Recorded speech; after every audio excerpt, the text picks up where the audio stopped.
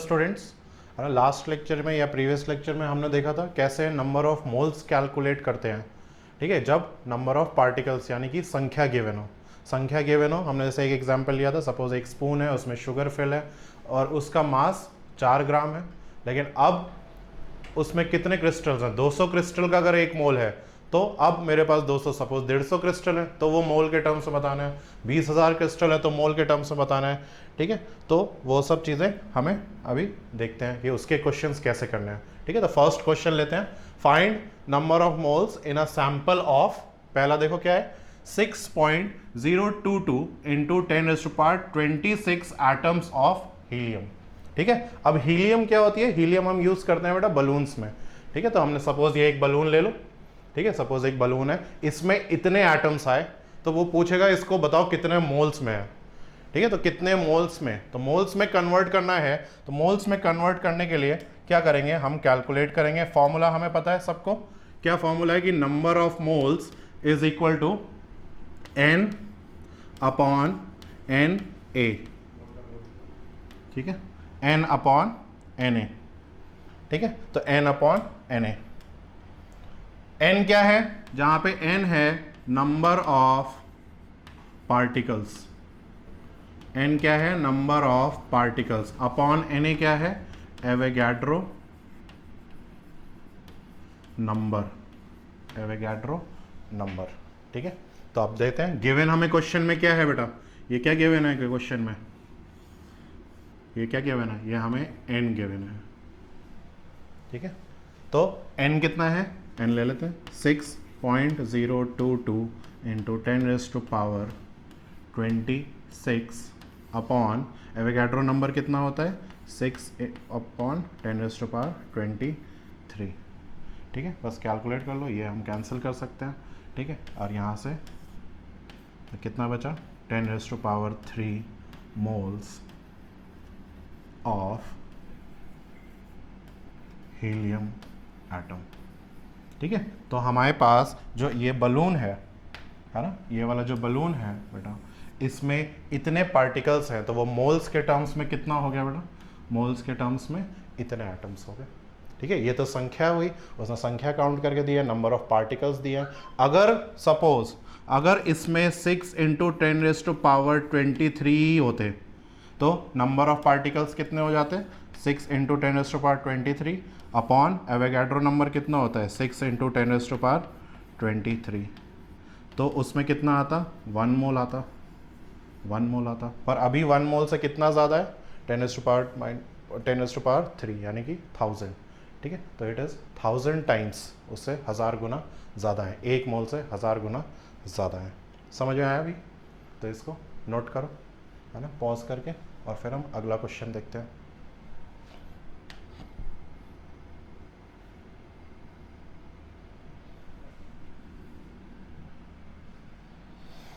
ठीक है, तो अगला क्वेश्चन हमारे पास ये है कि 3.011 इंटू 10⁻21 मॉलिक्यूल्स ऑफ ऑक्सीजन है।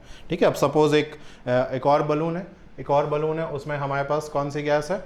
ऑक्सीजन गैस फिल हुई है। तो उसमें मॉलिक्यूल्स की संख्या कितनी है बेटा? उसमें मॉलिक्यूल्स की संख्या है 3 इंटू 10⁻21 मॉलिक्यूल्स। ठीक है, तो again number of moles find करने हैं। फॉर्मूला क्या है? सॉरी, ठीक है,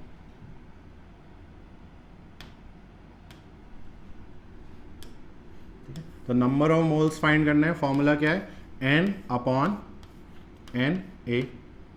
n मतलब number of particles. Number of particles कितने हैं बेटा? 3 इंटू 10⁻21 अपॉन 6 इंटू 10⁻23। तो ये कितना हुआ? 1/2, है ना, और ये कितना हुआ बेटा, है ना? तो हमारे पास बचा 1/2 इंटू, यहाँ पे क्या बचा? 10⁻2, उसको हम ऊपर ले आते हैं, 10⁻⁻2। इसको हम क्या लिख सकते हैं? 1/2 को हम लिख सकते हैं 0.5 इंटू 10⁻2, या 0.5 हटा दो तो ये क्या हो? और 5 इंटू 10⁻ -3 मॉलिक्यूल्स ऑफ O2, है ना। तो इस बलून में मोल्स के टर्म्स में कितने हैं, 5 × 10⁻³ हैं, या है ना, यहाँ पे हम एक मिनट, है ना,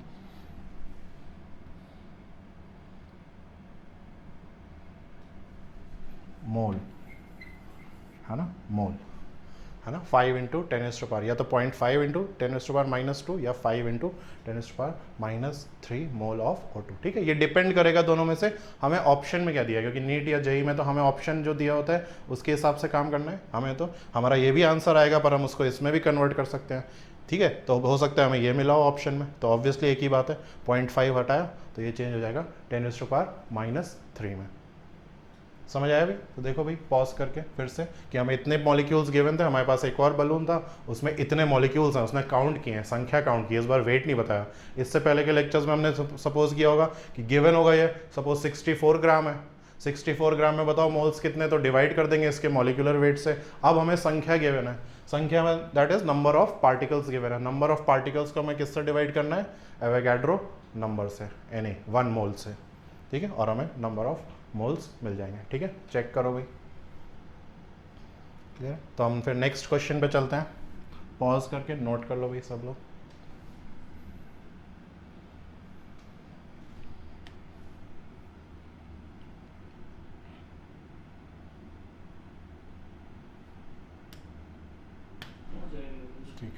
ठीक है, नेक्स्ट क्वेश्चन देखो, हमारे पास क्या है बेटा, 1.5 × 10⁻25 मॉलिक्यूल्स ऑफ अमोनिया। ठीक है, अमोनिया एक बीकर है, उसमें अमोनिया गैस है। ठीक है, उसमें पर मॉलिक्यूल्स कितने हैं, इस बार वेट नहीं है उसके पास, संख्या है, अगेन नंबर ऑफ पार्टिकल्स हैं, कितने हैं, 1.5 × 10⁻25। ठीक है, तो 1.5 × 10⁻25 है, इसके नंबर ऑफ मोल्स निकालने हैं, तो क्या करेंगे भाई, n/n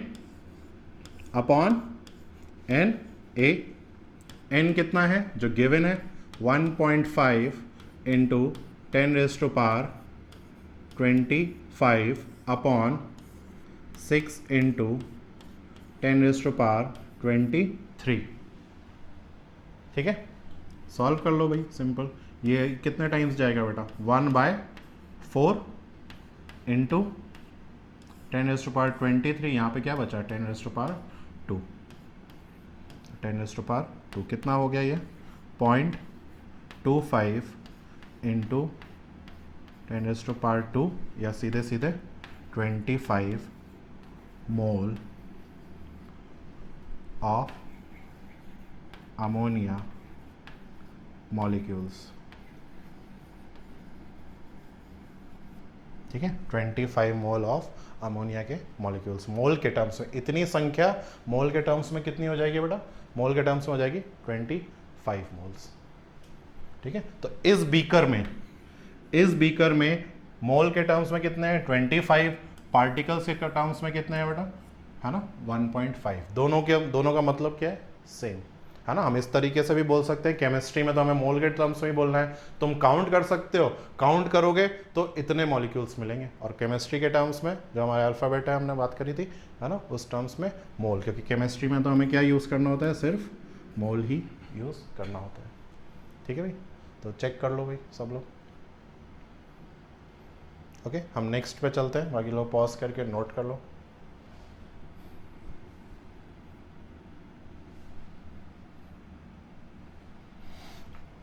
चलो फिर लास्ट क्वेश्चन हमारा, है ना, ये है 6 पॉइंट। अब मेरे पास क्या कह रहा है, इसको देखो भाई, ध्यान से देखना, थोड़ा सा डिफरेंट है क्वेश्चन।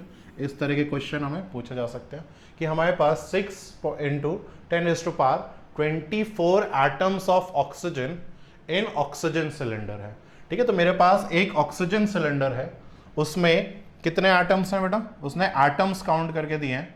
ठीक है, एटम्स काउंट करके दिए हैं, तो एटम्स काउंट करके देखो, 2 ऑक्सीजन एटम मिलके एक O2 गैस बनाते हैं, ये देखो बेटा।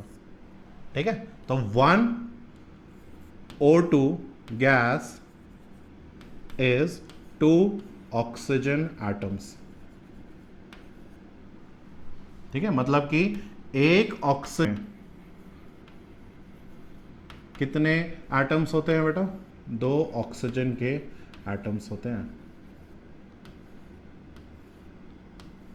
है ना? ये देखो, है ना? चलो मैं एक और एग्जांपल देता हूँ। सपोज मेरे पास एक बॉक्स ऑफ चॉकलेट है, उसमें 2 पीस निकलते हैं बेटा, 2 पीस। तो इस बार क्वेश्चन में हमें पैकेट्स नहीं गिवन है, हमें क्या गिवन है?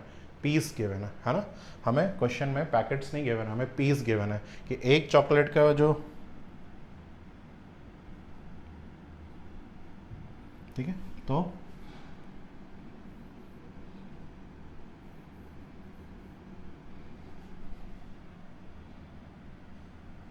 ठीक है कि हमारे पास जो एक चॉकलेट का जो पैकेट है उसमें 2 पीस निकल रहे हैं। तो उसने इस बार पीस काउंट करके दिए हैं, कितने हैं? एटम्स, है ना? एक मॉलिक्यूल में 2 ऑक्सीजन एटम्स होते हैं, यानी कि एक ऑक्सीजन गैस का जो पार्टिकल होगा उसमें 2 ऑक्सीजन एटम्स होते हैं। हमें एटम्स गिवन है, ठीक है? तो हमें क्या निकालना है? मोल्स ऑफ ऑक्सीजन ही निकालना है। लेकिन तो पहले हम एटम्स निकाल लेते हैं। फॉर एग्जाम्पल देखो भाई, N is equal to N upon Na,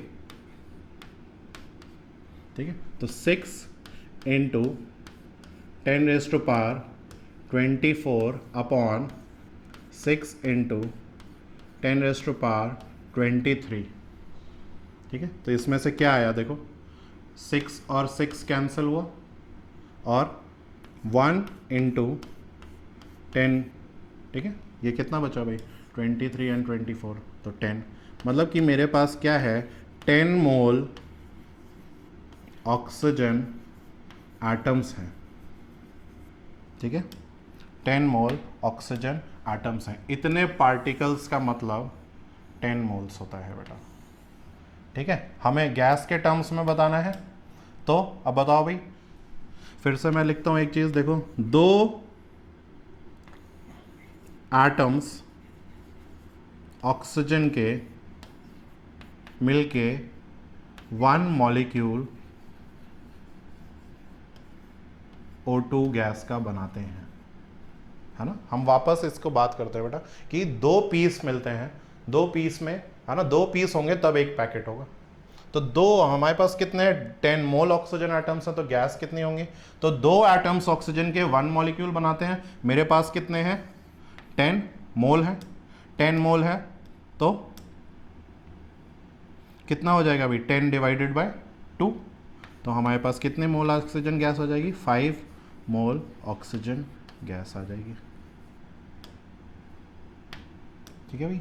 तो मतलब कि इतने जो पार्टिकल्स हैं वो एटम मॉलिक्यूल के टर्म्स में इतना, और एटम्स के टर्म्स में ये, ठीक है? तो मतलब कि इस सिलेंडर में इतने एटम्स हैं, और गैस कितने होंगे बेटा? गैस होंगे 5 मोल ऑक्सीजन गैस होगी, ठीक है भाई?